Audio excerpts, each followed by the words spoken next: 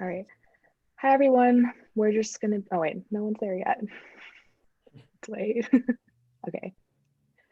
All right, we're just gonna take a few minutes to let everyone into the webinar before we get started. So just give us like 2 or 3 and we'll be getting started soon. Okay.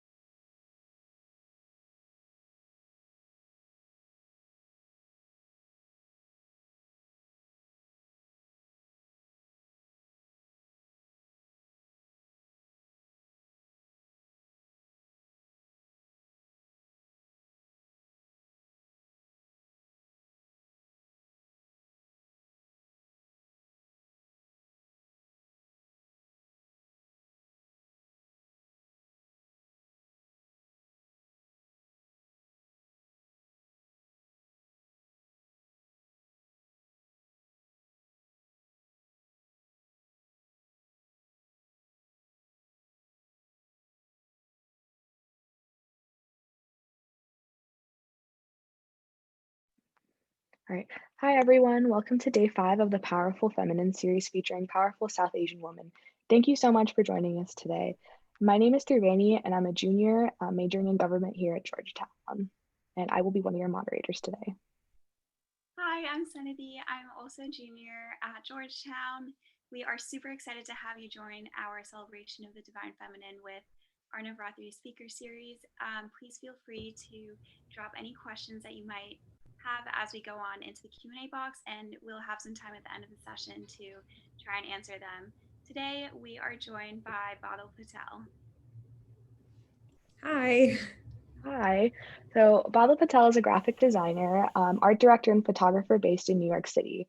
Her work has been used by numerous brands, including the Dye Line, Kashi, and many others. She's a proud first-generation Indian American and often draws upon her experiences growing up as an influence for her designs. Badal was actually recently nominated as a finalist for the One Club for Creativity's Young Guns and has been recognized by industry forces such as Communication Arts, Print Magazine, and many others for her amazing work and her powerful perspective. Thank you so much for joining us today. It's my pleasure. Thanks for having me. Yeah, of course. So our first question is actually just about how you first got into design and how that has led to where you are today, and like what inspired you to do this. Yeah, I had the pretty unconventional path. When I was in high school, I was taking AP Bio and a lot of science classes, and then I also took AP Art just because creativity is kind of in my family. It's in my blood. My dad draws, his grandfather draws. I take photos, but I knew I didn't really want to be an artist, but I also didn't know what else I could be. So I ended up doing biochem in college for 2 years. I did OChem 1 and 2, all of the calcs, and I hated my life. Eventually, I was interviewing for a lab position with a professor, and he was just so terrible to me. And in a nutshell, he told me that I sucked. And he was like, no, really, you really suck. It was much worse than that. I'm like sugarcoating it. But I basically went home and cried and had like a midlife, not a midlife, like an early life crisis, where I called my cousin and was like, I have no idea what I'm doing with my life. I'd been lying to myself this whole time, thinking that, biochem was the way for me. And so she was like, I always thought you'd be a graphic designer. And really at the time, I had no idea what that meant. And the rest is kind of history. I Googled what that was. My university at Penn State had a really good, really rigorous design program. And luckily, I was able to convince my parents. That was the tricky tricky part.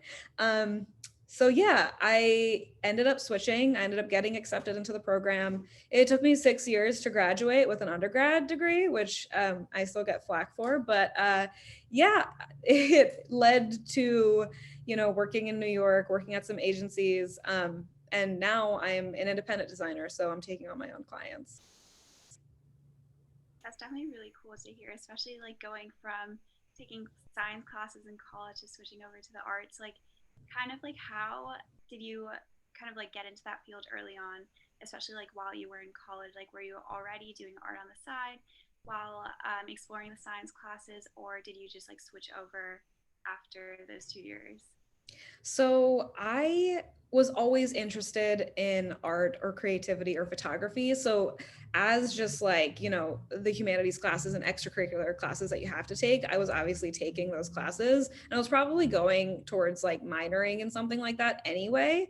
But I still didn't know what graphic design really was. And it was like perfect for me because it married the left brain and the right brain and problem solving in a creative way.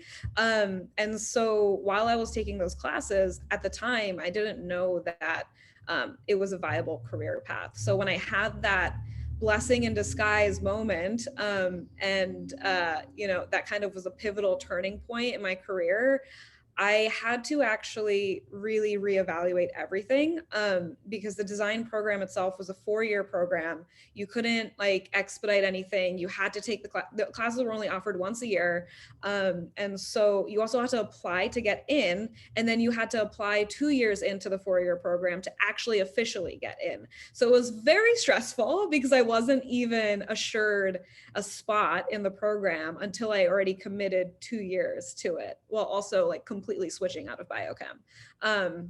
And so it was a little bit easier to convince my parents, because while I should have been studying for, like, I remember I should have been studying for my genetics exam or midterm final or something.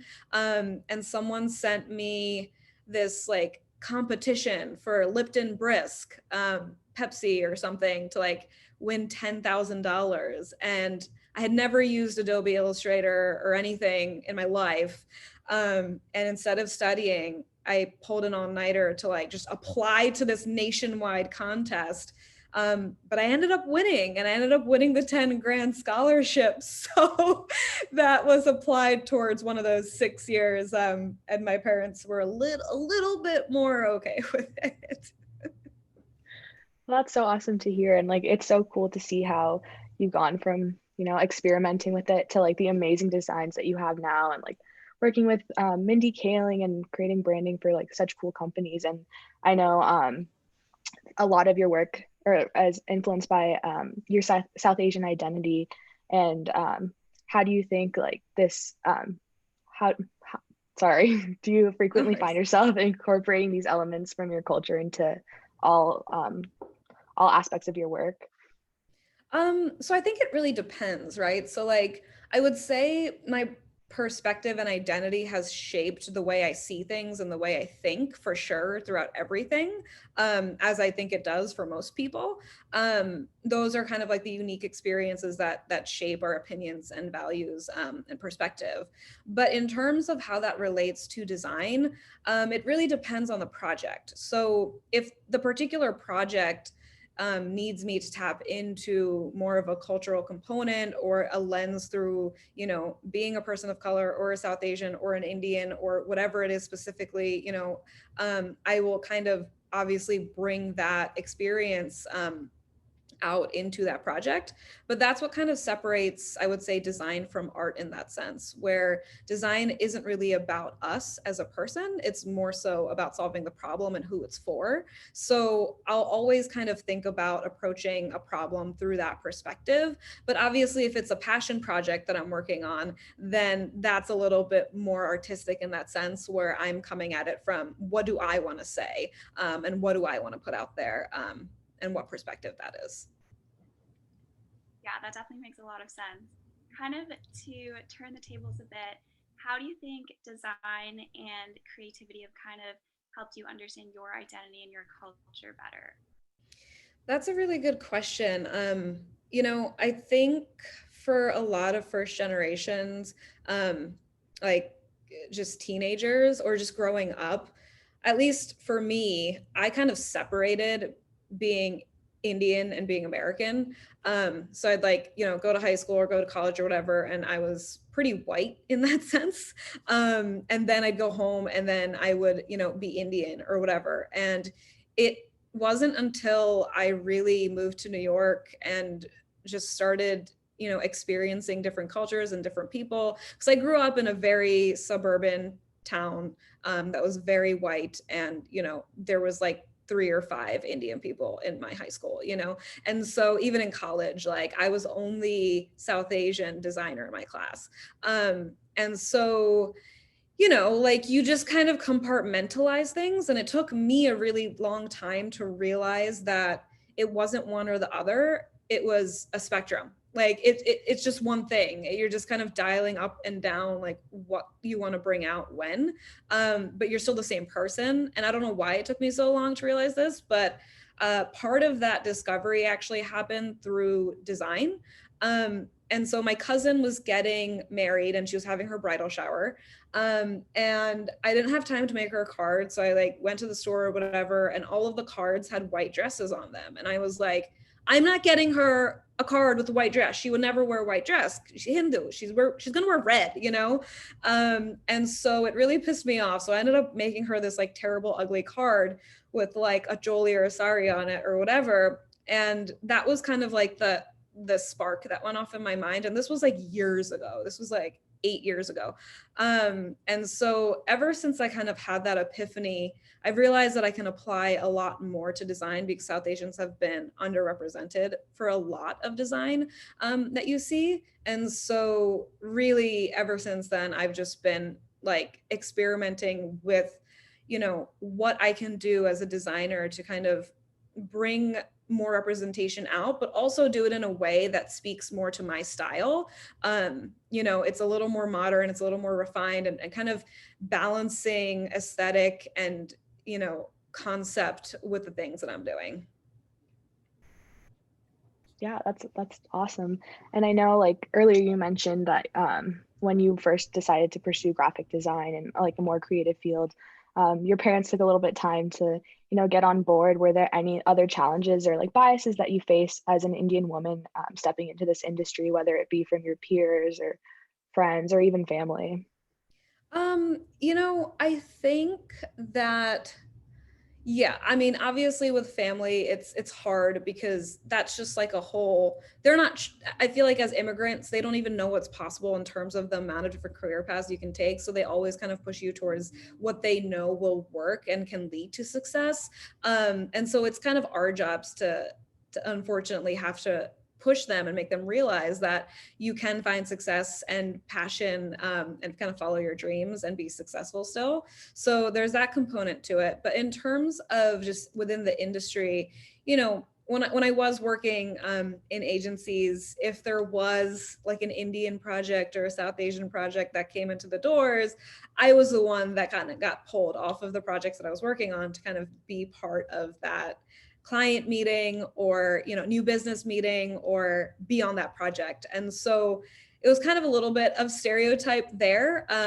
So like I didn't particularly know about some of these South Asian brands and like what they were kind of offering. I don't know everything about Indian culture, and so it was a little bit strange from that perspective. But yeah, there's definitely things that I think we have to kind of be able to push back on and also kind of educate people, unfortunately, because they might not realize that we're not all the same, and we have a lot of different experiences, and there's a lot of diversity within our own culture. Yeah, that's a really good point. And kind of also to touch back on what you mentioned earlier, when just kind of the fact that there is such a lack of representation of South Asian creatives in the field of just like media and art. We were kind of wondering what you think are the reasons or drivers behind this, and just like things that you think that we can do as a community to kind of overcome these issues. Yeah, I mean, I think that's a really complex question and a complex issue because, I think like high level, the people that are at the top, if they're white men, you know, like they're the ones who are dictating who gets in, who gets promoted, who gets showcased. And so, you know, it's hard to break into that, to get your foot into the door on that, you know. And then obviously, even if you are, it's kind of like what you see on television shows. We never really get the lead. We're like the supporting one colored person in the cast, right? And so that's kind of my metaphor for that, unfortunately. And there, that's not to say that, you know, that's all that exists. I think there's lots of groups and lots of people who are trying to break those barriers, you know, and kind of offer a platform and really kind of help support young creatives of color, you know, and get them to kind of showcase their work, and be seen more. And so I think, you know, obviously people who are trying to do that, the more people that are trying to do that, the better it'll be. And then I think on the other hand, in terms of like us as creatives, it's just like supporting one another, really, you know, like even if your friend is someone who's doing something similar to you, like they're not your competition at the end of the day. Like you have to support your people, you have to show up to their shows, buy their stuff, like share their stuff, you know, because sometimes the world is really small and you could know someone that could help them out. And so I think we could help each other in that way as well. And then also, you know, do it for yourself, speak up for yourself, push yourself, have the conversations you need to have to allow yourself that opportunity to chase after your passion or your dream and actually be able to kind of, you know, live that life that you've always wanted to. Yeah, and I think like building off of like what you're saying, supporting other creative South Asian creatives that are in this industry, has your platform or like with the rise of social media, have you been able to connect with other creatives that you would have never imagined of like working with or like supporting? Definitely. Instagram is such a strange world to be in, you know, like I personally have a love-hate relationship with it, more so a hate, because it takes over my life sometimes and I really like don't want to be on it. But it's what's allowed me to leave my job, quit my job that was like a steady income, and go out on my own and kind of be able to create my own business, find new clients from social media, you know, or even just make passion projects and kind of use that as passive income from just those projects that, you know, also help add to what I'm making. And so, yeah, it's been really interesting journey. Again, like Mindy Kaling had somehow found me on Instagram. I'm not actually sure if she ever got my stationery because she's a little hard to get a hold of.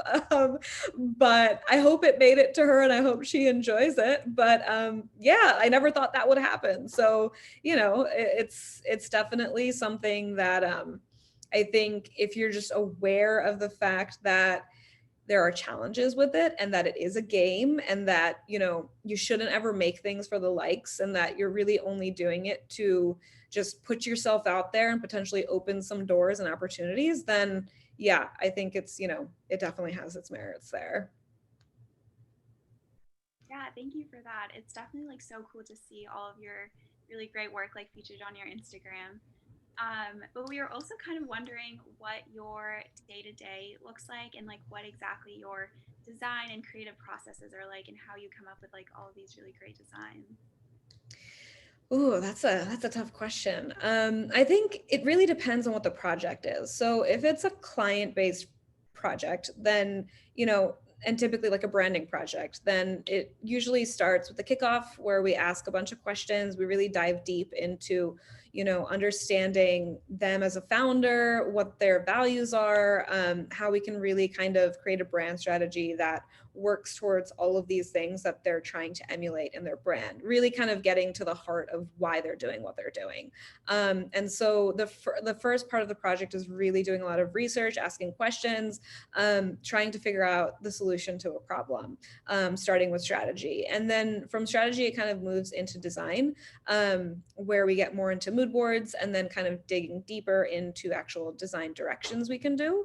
And then we obviously finesse and then kind of expand out as it gets into packaging or website or content creation, photo shoots, etc., all of the above.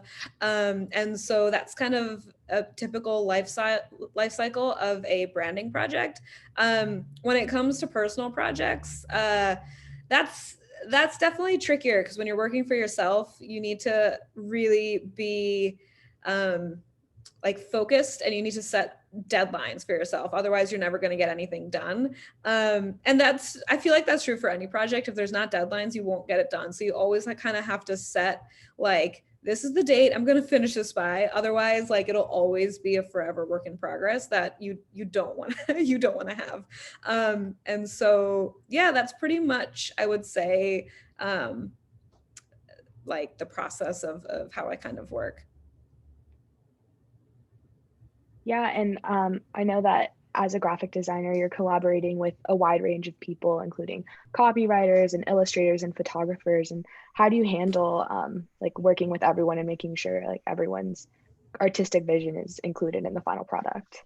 Yeah, so that kind of speaks more to creative direction. And so as a creative director, you know, your job is to really pull in the correct talent of people that make sense for that project. So you kind of have a vision of how all of these different people will bring that final vision to life, knowing that they're right for the job. And so a lot of that kind of really needs to be organization. It needs to also just be like art direction, in the sense that you're pulling the right talent. Organization in the sense that like you need to send clear briefs, you need to be able to kind of dictate and lead and communicate what you're looking for, exactly what like you're envisioning, how that kind of comes to life, giving them the parameters, any sort of information that they need to know, to be able to kind of really push, you know, what they can bring to the table. And then just really being able to kind of bring all those people in the right way, but also kind of, you also have to convince the client to do all these things. So that's also a really, really big component as well, because the client is the one with the budget. And so you have to find this talent that fits in that budget, that can also deliver the type of quality of work that you're looking for. And so really it's kind of on you to kind of, you're basically the composer. You have to really kind of get all of these people aligned and in focus to be able to kind of deliver that final piece. Yeah, that's definitely super cool. Thank you. Of course. Also touch upon Navarātri, since we are celebrating it today. We would love to hear what power you draw from the holiday specifically, and kind of like if it inspires any of the work that you've done so far, and how you usually celebrate. Yeah, I mean, I'm Gujarati, so we do a lot of Garba, and this year is going to be a little bit different. I haven't Garba'd in so long, though. I feel like sometimes it's hard. Growing up, I was like a Garba queen. I would always be Garbaing. And so that's how I would typically celebrate. But recently I had gotten inspired by Goddess Durga, Ma Durga, and I created this one piece kind of inspired by Navarātri, and I made this typographic piece, and each of her avatars, I guess, or like representing each of the 9 days through an avatar of her hand holding a symbolic piece. And so that was a little bit of an inspiration for that particular project. I just had a lot of fun with type, and drawing hands is really hard. So that was a good exercise just to brush up my skills on drawing hands. But yeah, that was a fun little project. I like to do little things like that. Try not to spend more than like an hour or two, just to try something new, experiment, and get inspired by something that, you know, I think is you can miss, especially if you aren't able to kind of go celebrate the typical way that you're able to celebrate. Yeah, I actually like love that piece of yours. I think it's really pretty, and it's Thank you. a great way to, you know, incorporate Navaratri into design. So we're actually going to move over to audience questions now. So our first one is actually from Brahmacharya, and he said that Some of his friends have said they deeply questioned their pathways at university and then changed their studies for a new career. But some of them regret this decision, saying that it was probably just being fed up of studying. So based on your experience, what would you say someone who's looking to make this decision to like what they should take into consideration, and how would they know that it isn't because that they're tired of the subject or the people, and it's because their path should actually be changed? That's a really good question. From my experience, I realized in hindsight that I had been lying to myself of this idea of like becoming a scientist or working in a lab. I never really saw myself as that. I think I just kept making life choices that ended me up in that position without actually me like thinking about, well, like what would I actually want to do?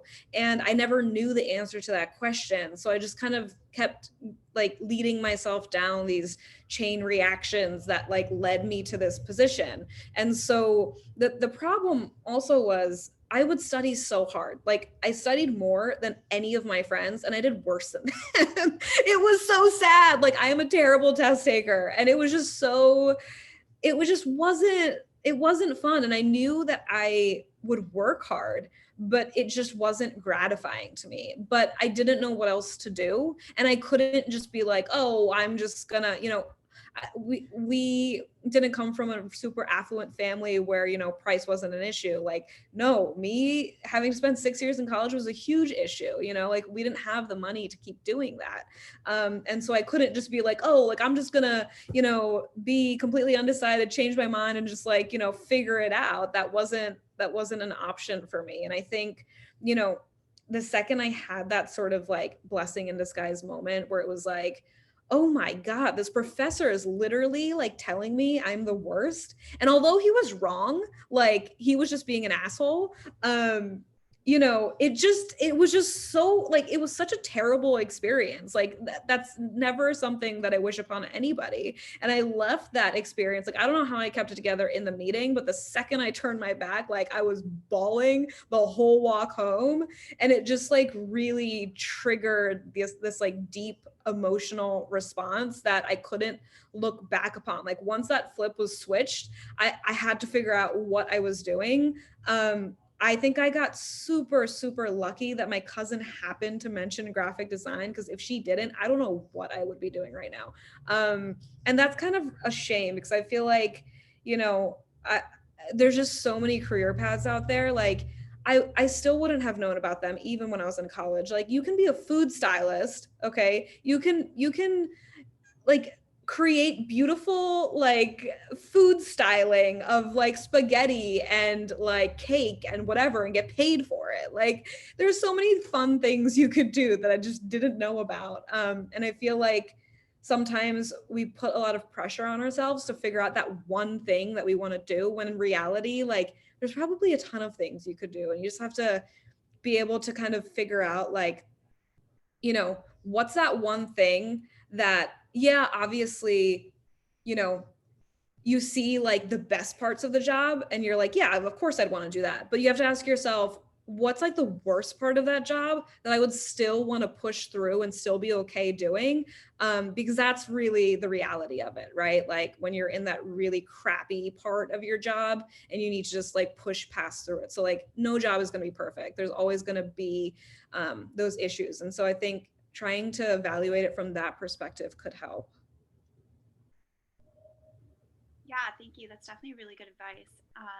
Definitely like really helpful to hear your journey and like how you came on your career. We also have another student kind of wondering what the most challenging part of your journey in your career has been so far, and if there were any particular defining moments that stood out to you. So yeah, there was a few. Definitely the first one would be that like college, switching from biochem to design. That was huge. Like getting my parents on board, getting myself on board. It was just a whole emotional roller coaster ride. So that was kind of like the first one. I would say the next challenge was really kind of deciding to make the switch from working like a full-time normal job to going independent. I didn't think that I would be forever like a freelancer, like I figured I'll just see where this goes. If I don't end up bringing in business, I'll go back and like freelance at an agency or a studio, or I'll just find a full-time job somewhere, which I did for a little bit for the first year, when it was like ebbing and flowing, or more so ebbing. But you know, it ended up, I got a break, and then I was able to kind of continue. With that, you know, a big challenge has actually been sometimes, you know, parents are tricky. They don't really understand what a freelancer does. They don't understand like how much you're actually doing, how long things take, what the process is like. And so it's hard because it is really difficult to be a freelancer, and you're in charge of new business, you're in charge of account management, you're in charge of drawing up contracts, negotiating, like doing all of this stuff. Design is now only 10% of what I do, and then in addition to that, I get phone calls from my mother, you know, like what are you doing, like what's your plan, like, you know, like what, and it's just like, no, I can't have this right now. And so although we've gotten, you know, I've explained it to her, it's taken a lot of time, and you know, sometimes I do think she's just concerned for my, you know, safety, in that sense. And so I appreciate it, but sometimes it can be quite challenging. No, yeah, I think a lot of us can definitely relate to that and understand. Um, so kind of just switching over to our last question. Today we're joined by many college students, and we were wondering if you have any advice for all of us who are listening in today. Yeah, I mean, I think, you know, you guys are in college. You have like literally your whole lives ahead of you. You can change your path. Like, don't be scared to change your path. You know, I think people get really scared and their fear takes over, and that prevents them from trying out all of these different things. And I think college is the time to do it. You know, like take classes that you might have never thought you know, it would work out, but just take them and see if you're inspired by them. You know, you might find out that you absolutely hate it, but then you know what you really don't like to do, you know. And so I think just really getting over that fear and just like taking that leap and just kind of testing and experimenting. It's never really too late to change, and especially if you find that thing that like really excites you, keeps you up at night, that you're just like hungry for more, and that you're super passionate about, then you should kind of give yourself that opportunity to kind of really go for it. Yeah, thank you. I think that's some really great advice and something that I know I can definitely incorporate more into my life. So that was actually our last question for you today. So thank you so much for joining us today. We really appreciate you taking the time out of your day to speak with all of us. Of course, I hope I helped, and thanks for having me. Yeah, of course. Yeah, we really appreciated being able to just speak with you and hear about your experiences. We also just wanted to remind everyone to tune in tomorrow at the same time through the same Zoom link at 5 to 5:30 p.m. Eastern to hear from Shiva, the executive director of the Women's Center at Georgetown and the founding director of the LGBTQ Center. But again, thank you both. Thank you so much for your time, Badal, and thank you everyone for tuning in today. We really appreciate it. Of course.